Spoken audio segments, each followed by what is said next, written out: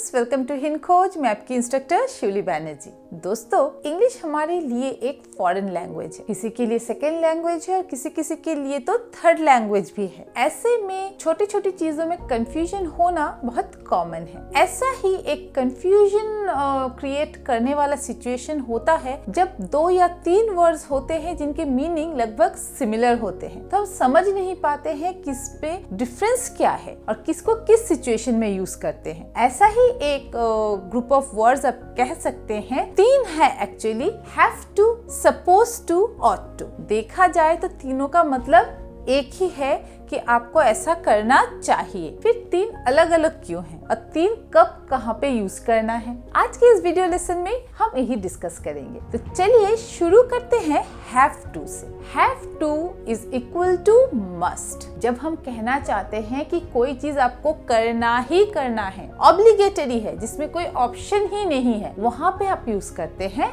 Have to, just like must, जो करना ही है। फॉर एग्जाम्पल, अगर मैं कहती हूँ I have to do my English work, तो इसका मतलब होता है I must do my English work. इसमें कोई ऑप्शन नहीं है, मुझे अपने इंग्लिश का वर्क जो है करना ही है। जहाँ पे करना ही है होता है वहाँ पे आप यूज करते हैं हैव टू। और एग्जाम्पल्स देखते हैं। Ravi has to go to office every day. Ravi को हर रोज ऑफिस जाना होता है। कोई चॉइस नहीं है कि आप एक दिन गए 2 दिन नहीं गए, आपको हर रोज जाना होता है। एक और एग्जांपल देखते हैं। The students have to study tonight। ये जो स्टूडेंट्स है, इनको आज रात पढ़ाई करनी ही है। कोई ऑप्शन नहीं है कि क्या नहीं किया। You have to do it, you must do it। दोनों का मतलब ही सेम होता है।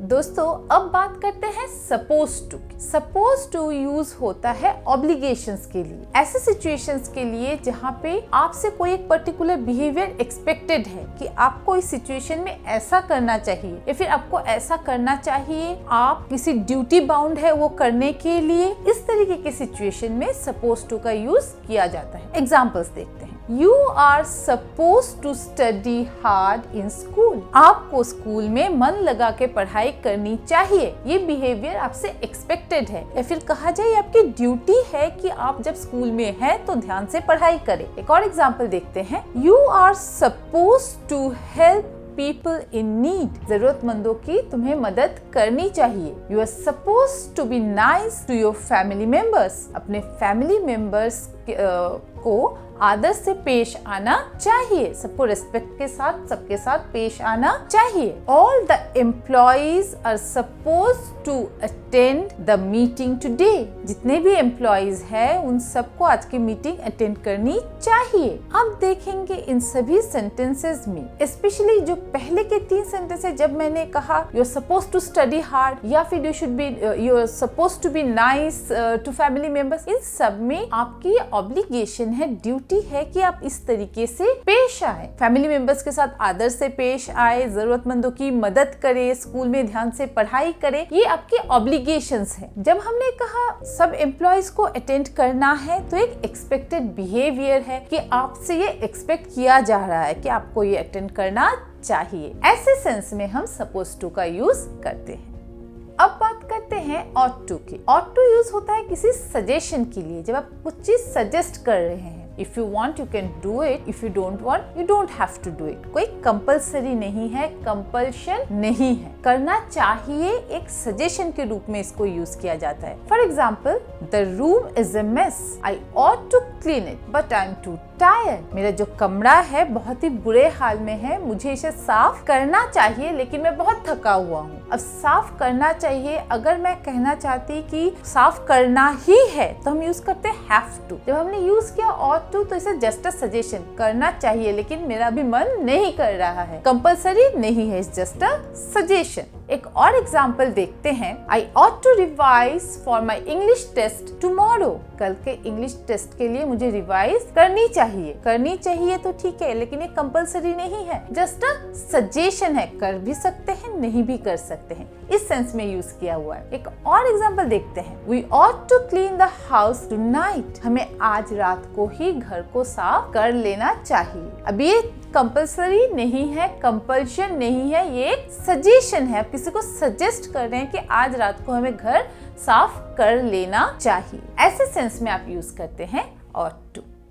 दोस्तों have to, suppose to, ought to ये सभी मोडाल वर्ब्स हैं और इनका जब आप यूज करते हैं तो ध्यान रखिए कि इनकी इमीडिएटली बाद एक वर्ब का यूज किया जाता है। और दूसरी इंपॉर्टेंट बात ये है कि जब हम ये तीनों का जो यूज करते हैं तो इसका कुछ ना कुछ कॉन्सिक्वेंस होता है, कुछ एक रिजल्ट होता है। कैसे? एग्जाम्पल्स के थ्रू समझते हैं। फर्स्ट एग्जाम्पल लेते हैं, I have to help my mom clean the house. मुझे अपनी मदर को हाउस को क्लीन करने में हेल्प करनी है। जब हम हैव टू का यूज करते हैं इसका कॉन्सिक्वेंसेस क्या हो सकता है? मुझे करना ही है, otherwise my mother will be angry, नहीं तो मेरी मम्मा जो है वो गुस्सा हो जाएंगी। Next, I am suppose to help my mom clean the house. वही सेंटेंस है, मैंने सिर्फ यूज किया suppose to. What will be the consequences? Consequences, I may do it, I may not do it, but if I don't do it my mother will not be impressed with me. इसका consequence यही है कि मेरी mother मुझसे फिर ज्यादा impress नहीं होगी, क्योंकि एक एक्सपेक्टेड बिहेवियर है कि मैं उनकी मदद करूं। Third, I ought to help my mom clean the house. I have a choice कि मैं करूं कि ना करूं। मेरे पास चॉइस है कि मैं कर भी सकती हूँ, नहीं भी कर सकती हूँ, कोई ऑब्लिगेशन नहीं है, कंपल्सरी नहीं है। But I want to do it because that will make my mom happy. मैं इसलिए करना चाह रही हूँ क्योंकि इससे मेरी मदर जो है she will be very happy, वो बहुत खुश हो जाएंगी। तो आप देख सकते हैं इसमें एक कॉन्सिक्वेंस है कि इसका एक रिजल्ट है। आप किस सेंस में यूज करते हैं तो एक ही सेंटेंस का एक तो मीनिंग बदल जाता है और दूसरा आप नोटिस करेंगे हर एक में इसका एक कॉन्सिक्वेंस भी है। आपने अगर ऐसा किया तो क्या होगा? तो दोस्तों उम्मीद करती हूँ अब आप कंफ्यूज कभी नहीं होंगे इनके यूज में। आप बहुत ही कॉन्फिडेंस के साथ यूज कर सकते हैं have to, suppose to, ought to। Video कैसा लगा हमें जरूर बताइए। अगर पसंद आया तो जरूर लाइक करें, शेयर करें और हमारे चैनल हिंद खोज को सब्सक्राइब करें। Thank you for watching. Bye.